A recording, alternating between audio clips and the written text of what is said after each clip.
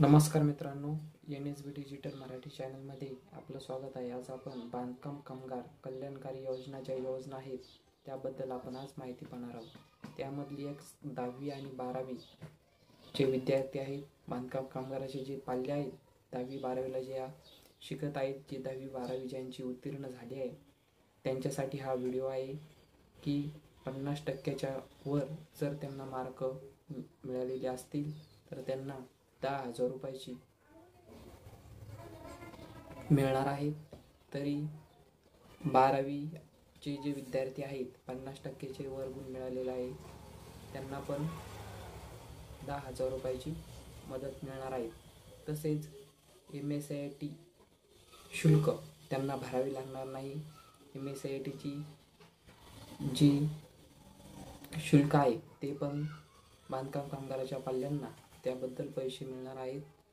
तर चला तर मग बघूया बांधकाम कामगाराच्या साईटवर जाऊन याबद्दल आपण सविस्तर अशी माहिती पाहूया.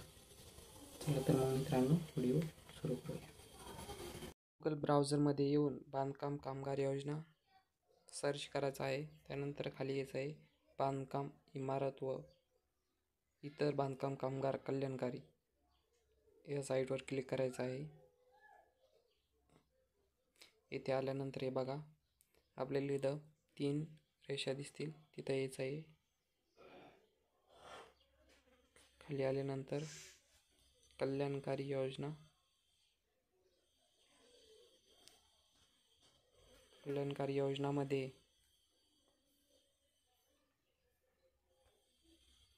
आपल्याला इथं बघा इयत्ता 10वी व 12वीमध्ये किमान 50% किंवा अधिक गुण प्राप्त झाल्यास 10,000 रुपये मिळणार. त्यासाठी आपली आवश्यक ती पात्रता बघा, किमान 50% अधिक गुण प्राप्त झाल्याची गुणपत्रिका पाहिजे. तर इथं फॉर्म दिलेला आहे बघा, आपण फॉर्म डाउनलोड करून घेऊया. त्यामध्ये सर्व माहिती आहे. खाली स्क्रोल PDF मध्ये आपण फॉर्म ओपन करून घेऊ.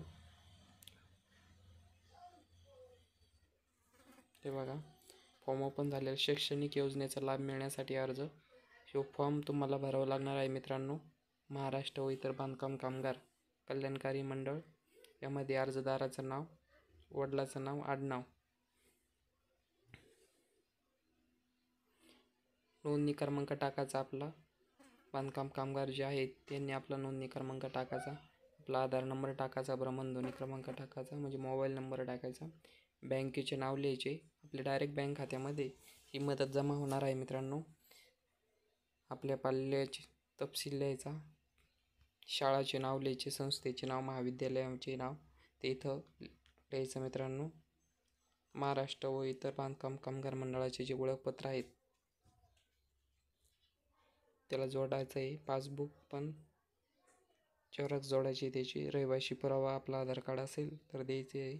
शाळा कॉलेजमधून शिक्षण घेत असल्याचा पुरावा म्हणजे बोनाफाईड, आणि शाळेचे जे ओळखपत्र आहे दोन्हीपैकी एक असेल तरी चालेल.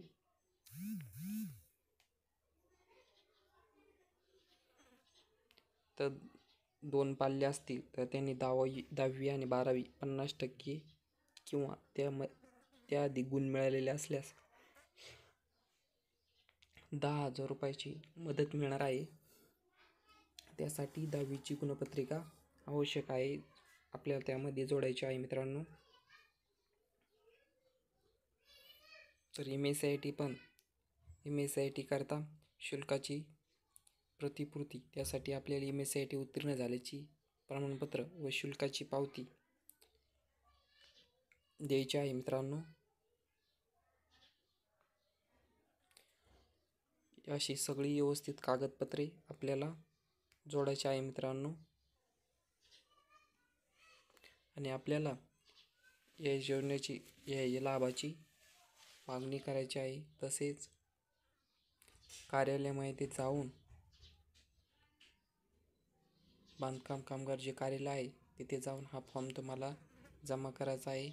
आपली बांधकाम नोंदणी क्रमांक टाकून आपला इथं फोटो, अर्जदार ज्यांचा फोटो चिटकवून आपल्याला द्यायचा आहे मित्रांनो. तर अशा प्रकारे व्हिडिओ आवडला असेल तर आपल्या NSB डिजिटल मराठी चॅनलला सबस्क्राईब करायला विसरू नका. धन्यवाद मित्रांनो.